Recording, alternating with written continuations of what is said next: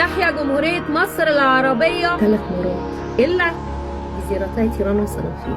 تحيا جمهورية مصر العربية 3 مرات إلا 1000 كيلومتر تم التفريط فيها ومنحها للسعودية بدون علم الشعب للمساهمة في مشروع نيوم الطوارئ. تحيا جمهورية مصر العربية إلا أم رشاش. تحيا جمهورية مصر العربية إلا سينا اللي اتفرغت وتهجر أهلها. تحيا جمهورية مصر العربية إلا النيل.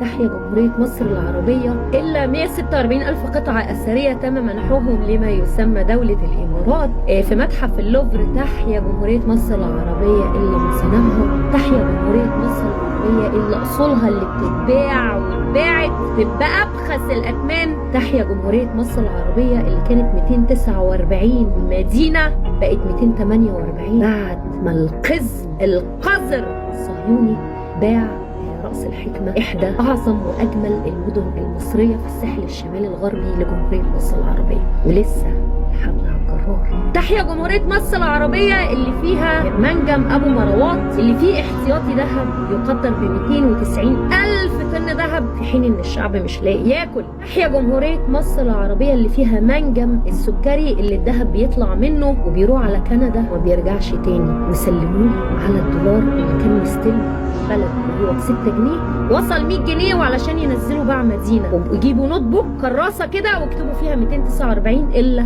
1 ونقصوا والحبل على الجرار طول ما انتوا ساكتين. فاهمين؟